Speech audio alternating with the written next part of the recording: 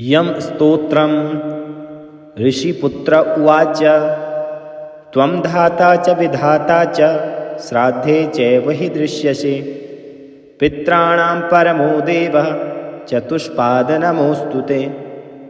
कालज्ञश्च कृतज्ञश्च सत्यवादी दृढव्रतः। प्रेतनाथ महाभाग धर्मराज नमोऽस्तु ते। कर्ता कारिता चैव भूतभव्यभवत्प्रभो। पावको मोहनश्चैव संक्षेपो विस्तरस्तथा। दण्डपाणि विरूपाक्ष पाशहस्त नमोऽस्तु ते। आदित्यसदृशाकार सर्वजीवहर प्रभो। कृष्णवर्णदुराधर्ष तैलरूप नमोऽस्तु ते। मार्तण्डसदृशः श्रीमान् मार्तण्डसमतेजसा। हव्यकव्यवः त्वं हि प्रभविष्णो नमोऽस्तु ते। पापहन्ता व्रतिश्राद्धि नित्ययुक्तो महातपाः। एकदृग्बहुदृग्भूत्वा कालः मृत्यो नमोऽस्तु ते। क्वचिद्दण्डी क्वचिन्मुण्डी क्वचित् कालो दुराशदः। क्वचित् बालः क्वचित् वृद्धः क्वचित् रौद्र नमोऽस्तु ते। त्वया विराजितो लोकः शाश्वतां धर्महेतुना। प्रत्यक्षं दृश्यते देव त्वद्विना न च सिद्ध्यति। देवानां परमं दैवं तपसां परमं तपः। जपानां परमं जप्यं तत्त्वः चान्यो न दृश्यते। ऋषयो वा तथा क्रुद्धा हतबन्धुः सुहृज्जनाः। पतिव्रतास्तु या नार्यो दुःखिताः तपसि स्थिता। न त्वा शक्ता इह स्थानात् पातनाय कदाचन। तस्मात् त्वं सर्वदेवेषु एको धर्मभृतां वरः। कृतज्ञः सत्यवादी च सर्वभूतहिते रतः। ऋषिपुत्र उवाच। त्वं धाता च विधाता च श्राद्धे चैव हि दृश्यसे। पित्राणां परमो देवः चतुष्पादनमोऽस्तु ते। कालज्ञश्च कृतज्ञश्च सत्यवादी दृढव्रतः। प्रेतनाथ महाभाग धर्मराज नमोऽस्तु ते। कर्ता कारिता चैव भूतभव्यभवत्प्रभो। पावको मोहनश्चैव संक्षेपो विस्तरस्तथा। दण्डपाणि विरूपाक्ष पाशहस्त नमोऽस्तु ते। आदित्यसदृशाकार सर्वजीवहर प्रभो। कृष्णवर्णदुराधर्ष तैलरूप नमोऽस्तु ते।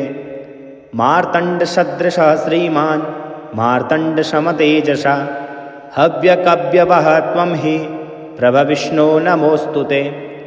पापहन्ता व्रतिश्राद्धि नित्ययुक्तो महातपाः। एकदृग्बहुदृग्भूत्वा कालः मृत्यो नमोऽस्तु ते। क्वचिद्दण्डी क्वचिन्मुण्डी क्वचित् कालो दुराशदः। क्वचित् बालः क्वचित् वृद्धः क्वचित् रौद्र नमोऽस्तु ते। त्वया विराजितो लोकः शाश्वतां धर्महेतुना। प्रत्यक्षं दृश्यते देव त्वद्विना न च सिद्ध्यति। देवानां परमं दैवं तपसां परमं तपः।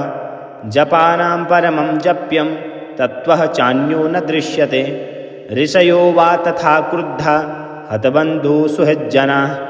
पतिव्रतास्तु या नार्यो दुःखिताः तपसि स्थिता।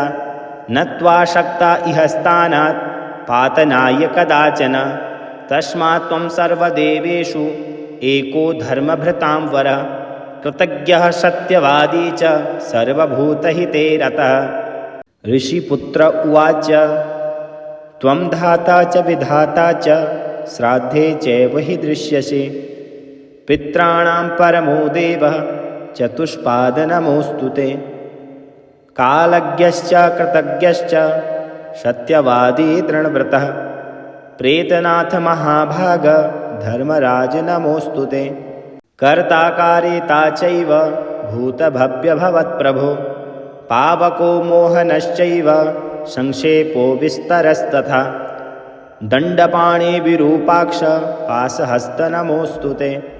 आदित्यसदृशाकार सर्वजीवहर प्रभो। कृष्णवर्णदुराधर्ष तैलरूप नमोऽस्तु ते। मार्तण्डसदृशः श्रीमान् मार्तण्डसमतेजसा। हव्यकव्यवः त्वं हि प्रभविष्णो नमोऽस्तु ते। पापहन्ताव्रतिश्राद्धि नित्ययुक्तो महातपाः एकदृग्बहुदृग्भूत्वा कालः मृत्यो नमोऽस्तु ते।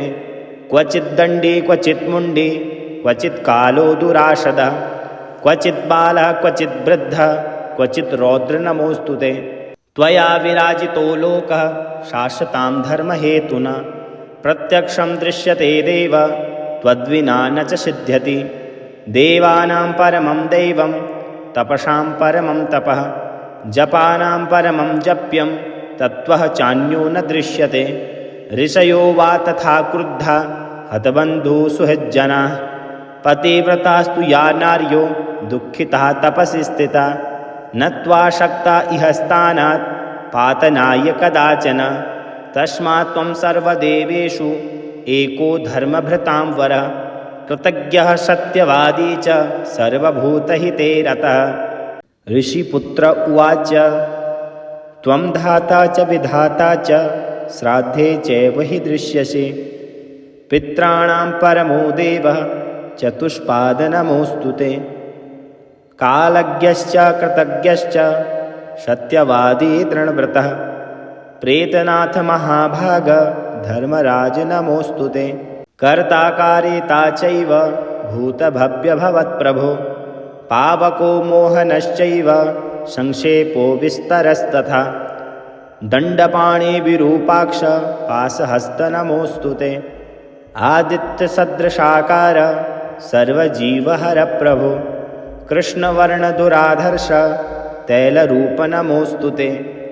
मार्तण्डसदृशः श्रीमान् मार्तण्डसमतेजसा हव्यकव्यवः त्वं हि प्रभविष्णो नमोऽस्तु ते।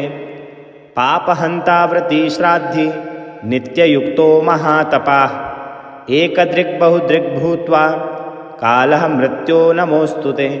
क्वचिद्दण्डी क्वचिन्मुण्डी क्वचित् कालो दुराशदः क्वचित् बालः क्वचित् वृद्धः क्वचित् रौद्र नमोऽस्तु ते। त्वया विराजितो लोकः शाश्वतां धर्महेतुना प्रत्यक्षं दृश्यते देव त्वद्विना न च सिद्ध्यति। देवानां परमं दैवं तपसां परमं तपः जपानां परमं जप्यं तत्त्वः चान्यो न दृश्यते।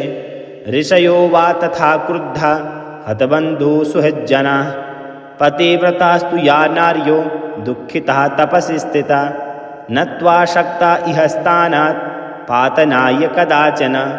तस्मात् त्वं सर्वदेवेषु एको धर्मभृतां वरः कृतज्ञः सत्यवादी च सर्वभूतहिते रतः। ऋषिपुत्र उवाच त्वं धाता च विधाता च श्राद्धे चैव हि दृश्यसे। पित्राणां परमो देवः चतुष्पादनमोऽस्तु ते। कालज्ञश्च कृतज्ञश्च सत्यवादी दृढव्रतः प्रेतनाथ महाभाग धर्मराज नमोऽस्तु ते।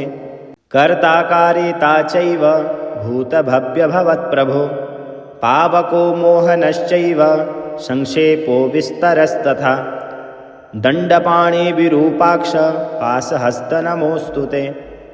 आदित्यसदृशाकार सर्वजीवहरप्रभो कृष्णवर्णदुराधर्ष तैलरूप नमोऽस्तु ते।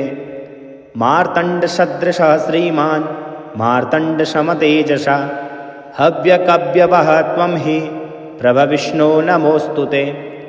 पापहन्ताव्रतिश्राद्धि नित्ययुक्तो महातपाः एकदृग्बहुदृग्भूत्वा कालः मृत्यो नमोऽस्तु ते।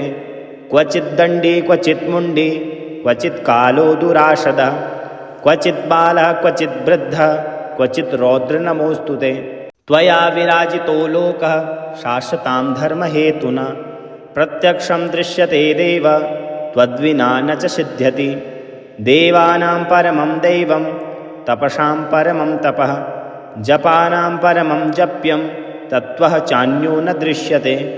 ऋषयो वा तथा क्रुद्धा हतबन्धुः सुहृज्जनाः पतिव्रतास्तु या नार्यो दुःखिताः तपसि स्थिता न त्वा शक्ता इह स्थानात् पातनाय कदाचन। तस्मात् त्वं सर्वदेवेषु एको धर्मभृतां वरः कृतज्ञः सत्यवादी च सर्वभूतहिते रतः इति यं स्तोत्रं सम्पूर्णम्।